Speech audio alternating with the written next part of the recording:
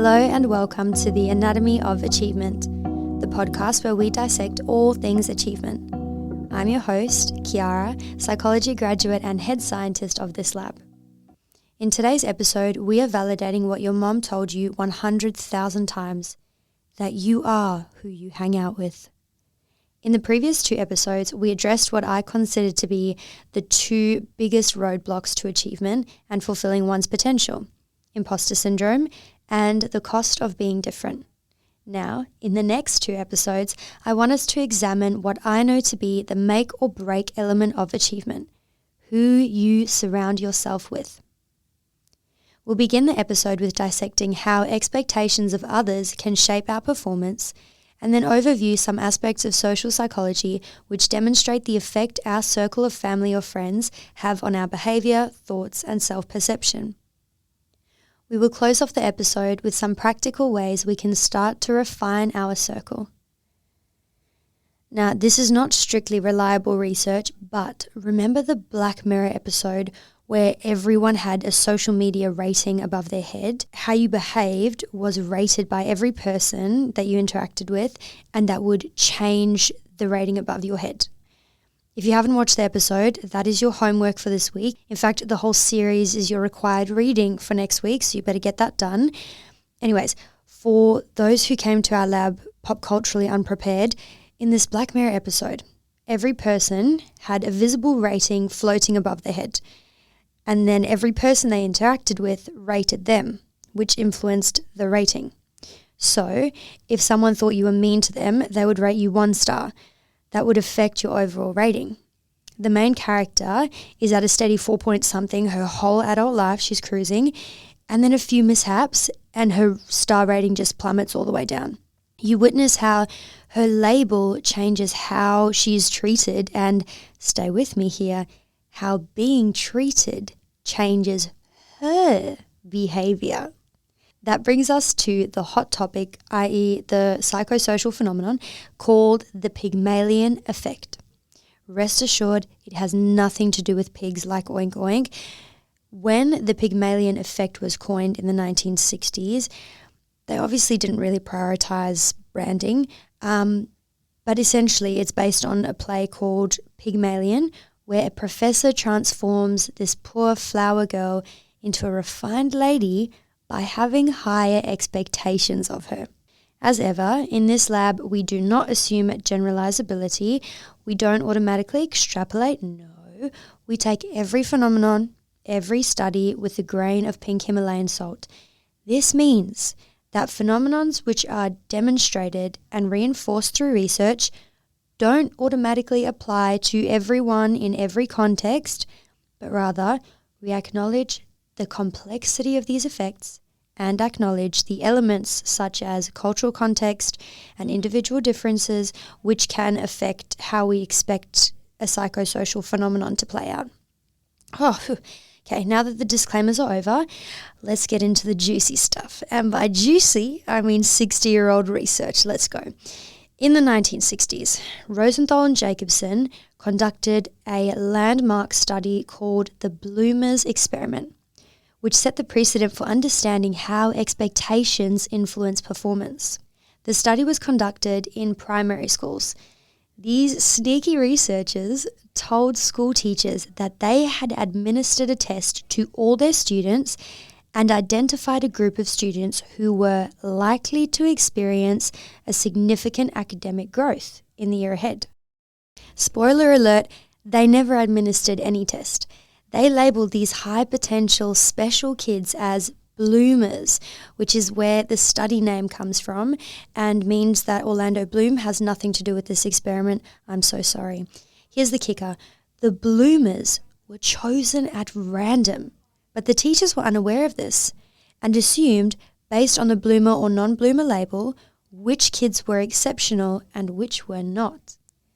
At the end of the school year, the bloomers showed significant academic improvement compared to their non-bloomer counterpart. The key factor in this study was the teacher's expectations. If those kids were in the Black Mirror episode we mentioned circa 5 minutes ago, their labels would read bloomer or non-bloomer to the teacher, which significantly affected what the teacher expected from them and, in turn, affected how they responded to the expectation. We love a full circle moment.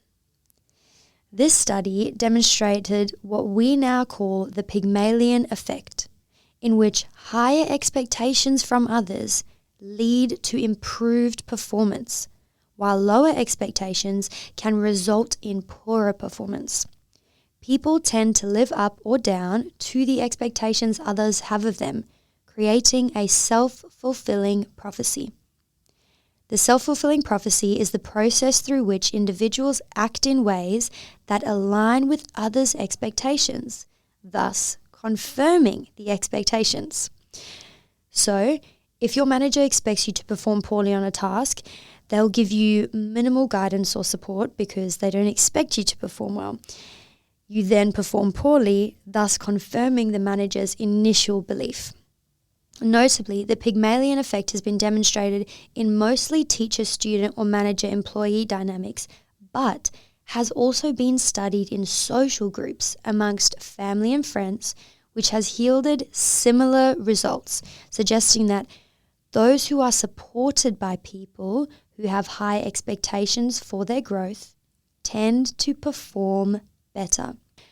And I want you to really consider that when you are sitting down and evaluating the circle of people around you, to look at what they expect from you, maybe verbally or maybe non-verbally, and also how they respond to when you do achieve something or you don't achieve something.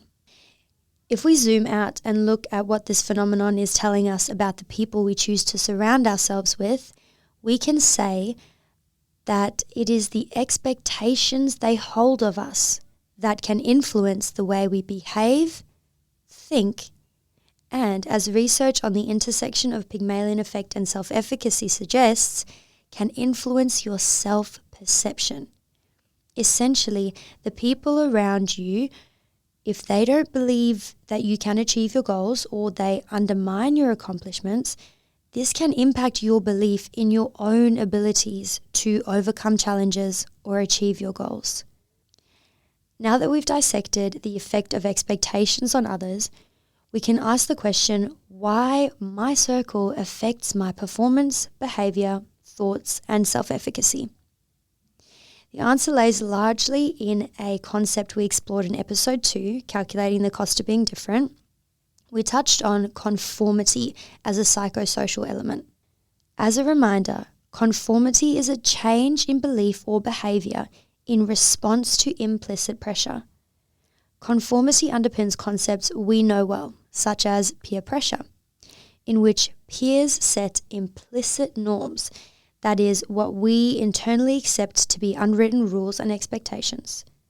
As a result of the peer pressure, to avoid conflict or to be accepted by the group, we feel compelled to conform to those implicit norms. Brace yourself, I'm about to act just like your mum. So if your friend group jumped into a fire, would you jump too? Yes, Mom, probably. Why? Social contagion. Again, with the ineffective branding for social psychology, I know social contagion sounds like a yeast infection, but it is yet another psychosocial phenomenon in which emotions, habits, and behaviors spread through a group. Now, so far, we've dissected quite a few psychosocial elements, which I want to bring all together in one kind of overview of why our circle psychologically affects how we behave and what we think. Through experiences of social comparison, individuals may evaluate themselves in the context of their group. They may develop implicit pressure from the group, leading to conformity, in which the individual subconsciously adopts the emotions, habits, behaviors, and values of the group. Social contagion is true for both positive habits, behaviors, outlooks, and for negative ones. Wow, was that even English? Fear not, I will say it again slowly, let's lock in. Through experiences of social comparison, individuals may evaluate themselves in the context of their group. They may develop implicit pressure from the group, leading to conformity, in which the individual subconsciously adopts the emotions, habits, behaviors, and values of the group. Social contagion is true for both positive habits, behaviors, outlooks, and for negative ones. As an example, if the people in your circle value athleticism, you are more likely to adopt routines of exercising and would evaluate yourself in the context of athleticism. If your circle values intelligence, you are more likely to adopt habits and behaviors that stimulate your intellect and would evaluate yourself in the context of intelligence. If your circle values heroin, you will probably do crack. In understanding why our circle influences us, I mentioned the role of social comparison. Let's do a quick dissection of social comparison theory. Social comparison theory posits that we use the people around us to assess our own abilities and opinions. Essentially, the people you are around serve as the reference point for evaluating your own achievements and values. Social comparison is split into upward comparison and downward comparison. Upward comparison occurs when you compare yourself to those who are doing better in some aspect. This comparison can motivate self-improvement, but in its extreme may lead to feelings of inadequacy. Downward comparison happens when you compare yourself to those you perceive as worse off, which temporarily boosts your self-esteem but creates a false sense of superiority. That concludes our dissections and brings us to the experiment section of this lab. We are going to use what we now know about our circle to evaluate the circle we have and look at some ways we can curate that circle to best support our values and ambitions. I want to introduce you to the concept of the 30-30-30 rule. If you haven't heard of this rule before, it essentially helps individuals evaluate and balance the types of people they spend their time with by splitting them into 3 categories. This concept is based on personal growth, which we can frame as ambition or achievement.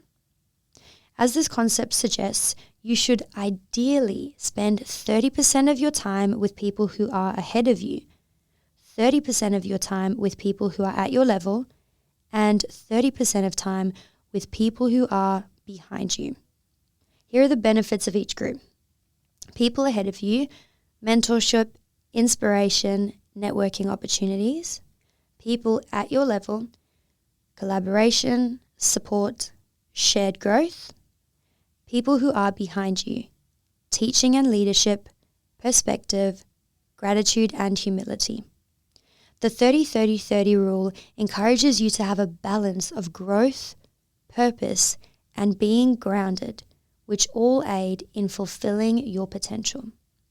Practically, you can sit with yourself and do a little audit of the people who you surround yourself with. And you can do this by writing in those 3 columns the people who are behind you, people who are on your level, and people who are ahead of you. You can then take the list of all the people who you spend your time with and put them into those 3 categories. You'll then see where you're lacking and can then engage with people who are maybe ahead of you or behind you, or maybe you need more people who are on your level. And as a quick note on engaging with those ahead of you, when we speak about mentorship, I think you'd be really surprised to see how people respond to being asked to be a mentor. People are more willing to help you out than you might think.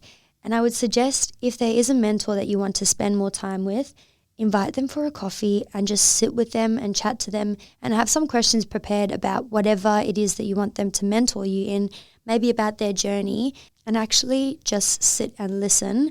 You can then initiate spending more time with them, or maybe even creating a system where you have 1 hour a week where you spend with them. And volunteer your time for free, because time is your biggest commodity when you are on the journey of achievement. You can also do a similar audit with your core values. So when you figure out your core values, you can also write them as headings of columns And then you can take the list of people who you spend your time with and you can put them into those different columns. And I mean, they can go into multiple columns, or the people that don't align with any of your values, they won't be in any of the columns. An example of a value that you can put at the top is athleticism. And next one could be intellect, just like we spoke about before. This also can help you to really understand where you want to spend your time with them. For instance, if you have someone who's in your circle who values athleticism, you can then start to curate the time you spend with them in that value so they can stimulate that with you. You wouldn't invite that person to go to the library and sit with you because they aren't aligned with that value.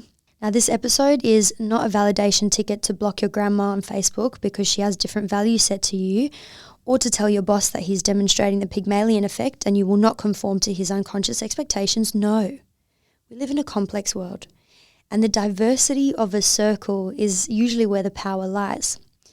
Now, I, of all people, understand what it's like to have a very rigid set of values, but to also deeply love people in my circle who don't have the exact same values as me. And that is okay. In my experience, the best way to preserve your values in a group you don't align completely with is through personal policies.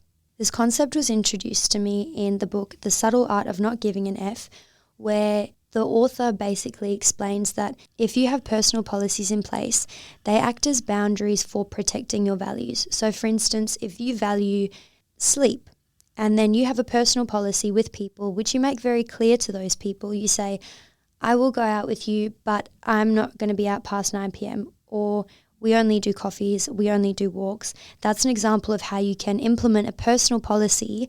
You're still spending time with that person, you're still having quality time with them, but you're not doing it at the expense of your own values or goals. Essentially, you want the group of people around you to be diverse, which leads to better decision making, creativity, more ambition, and you still want to have enough in common with them that there is group cohesiveness or cohesiveness between the two of you.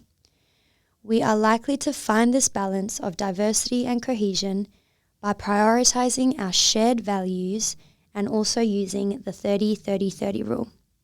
That brings us to the end of our lab. Thank you so much for listening. If you did enjoy this podcast, please rate it 5 stars. It does help to find new listeners, and I will see you on Monday. Don't be late.